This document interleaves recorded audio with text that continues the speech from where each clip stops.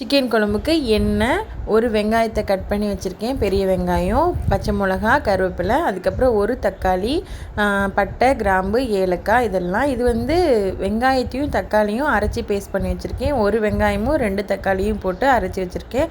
குழம்பு கெட்டியாக வேணும்னா நீங்கள் இதை அரைச்சி வச்சுக்கணும். அப்புறம் இஞ்சி பூண்டு. இன்றைக்கி நம்ம ரெடிமேட் மசாலா தான் யூஸ் பண்ண போகிறோம். இது பேச்சுலர் ஸ்டைல் சிக்கன் குழம்புல, அதனால் நம்ம ரெடிமேட் மசாலா தான் யூஸ் பண்ண போகிறோம். இதெல்லாம் தான் நமக்கு சிக்கன் குழம்புக்கு தேவையான பொருள். அப்புறம் சட்டி அடுப்பில் வச்சதுக்கப்புறம் 4 டேபிள் ஸ்பூன் எண்ணெய் ஊற்றிக்கிட்டேன். எண்ணெய் ஊற்றினதுக்கப்புறமா பட்டை, கிராம்பு, ஏலக்காய்லாம் போட்டுக்கோங்க. உங்ககிட்ட இன்னும் அந்த ஸ்பைசஸ் இருக்குல்ல, அந்த பிரியாணி ஸ்பைசஸ் அது எதெல்லாம் இருக்கோ அதெல்லாம் போட்டுக்கோங்க. என்கிட்ட இது 3 இருந்தனால இந்த 3 போட்டுக்கிட்டேன். அதுக்கப்புறம் கட் பண்ணி வச்சுருக்கிற ஒரு வெங்காயம், பச்சை மிளகா, கருவேப்பிலை இதெல்லாத்தையும் ஒன்றா போட்டு நல்லா ஃப்ரை பண்ணிடுங்க. ரொம்ப ஃப்ரை ஆகி அந்த கலர்லாம் வரணும்னு சொல்லுவாங்கள்ல, அந்த மாதிரிலாம் வேண்டாம். கொஞ்சம் லைட்டாக அந்த கிளாஸ் பதமாக வந்தாலே போதும். அப்போ தான் குழம்பு கொஞ்சம் கெட்டியாக வரும்.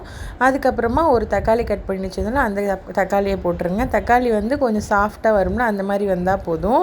நான் இன்றைக்கி ஒரு தப்பு பண்ணிட்டேன். என்னென்னா ஃபஸ்ட்டு இந்த ஸ்டேஜில் தான் நம்ம இஞ்சி பூண்டை போட்டுட்டு அதுக்கப்புறமா தான் நம்ம தக்காளி வெங்காயம் பேஸ்ட் பண்ணி வச்சுருக்கோம் அதை போடணும். ஆனால் நான் என்ன பண்ணேன்னா ஃபஸ்ட்டே அந்த இஞ்சி பூண்டு அது என்ன தக்காளியும் வெங்காயத்தையும் அரைச்சி வச்சுன்னா அதை ஊற்றிட்டேன். நீங்கள் ஃபஸ்ட்டு தக்காளி போடுறோம்ல, கட் பண்ணி வச்ச தக்காளி, அந்த தக்காளி போட்டதுக்கு அப்புறமே இஞ்சி பூண்டு போட்டுட்டு அதை நல்லா எண்ணெயில் வதக்கி விட்டதுக்கு அப்புறமா இந்த நம்ம அரைச்சி வச்ச பேஸ்ட்டை போடுங்க. அப்போ உங்களுக்கு நல்லா டேஸ்ட்டு நல்லா இன்னும் கொஞ்சம் நல்லா வரும். அந்த இஞ்சி பூண்டு ஸ்மெல் ஈஸியில் சீக்கிரமாக போயிடும். நல்லாயிருக்கும். எனக்கு இந்த வீடியோ எடுத்துக்கிட்டே பண்ணுறதுல கொஞ்சம் குழம்பிடுறேன். அதனால் இந்த தப்பு பண்ணிட்டேன். ஆனாலும் குழம்பு ரொம்ப டேஸ்ட்டாக நல்லா தான் இருந்தது எப்பவும் போல்.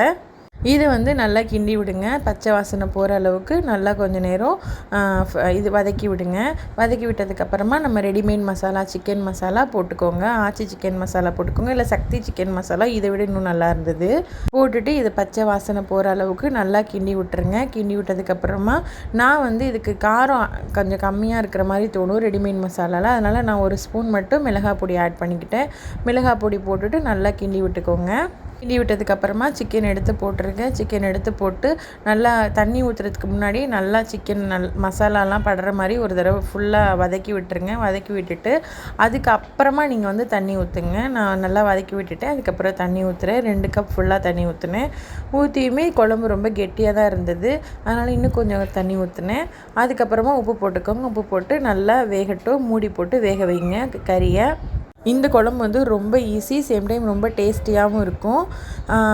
நல்லா வெந்ததுக்கப்புறமா லாஸ்ட்டு இறக்க போகிறப்போ பெப்பர் பொடி போட்டுக்கோங்க. பெப்பர் பொடி ஒரு ஸ்பூன் போட்டுட்டு மல்லிச்செடி இருக்குல்ல, அதை குட்டி குட்டியாக கட் பண்ணி அதையும் சேர்த்து போட்டுக்கோங்க. ரொம்ப டேஸ்ட்டாக இருக்கும், ஈஸியாகவும் இருக்கும். ஒரு 20 மினிட்ஸ் கூட ஆகாது இதை நம்ம ரெடி பண்ணுறதுக்கு. அதனால தான் இதை பேச்சுலர் சிக்கன் குழம்பு அப்படின்னு சொல்கிறேன். நீங்களும் உங்கள் வீட்டில் கண்டிப்பாக ட்ரை பண்ணி பாருங்கள். பேச்சுலராக இருந்தீங்கன்னா நீங்கள் கண்டிப்பாக இந்த ரெசிபி யூஸ் பண்ணிக்கோங்க, உங்களுக்கு யூஸ்ஃபுல்லாக இருக்கும்.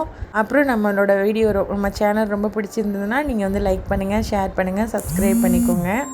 இன்னும் வேறு என்ன ரெசிபி உங்களுக்கு வேணும் அப்படிங்கிறதையும் கமெண்ட்டில் சொல்லுங்கள். நான் உங்களுக்காக அப்லோட்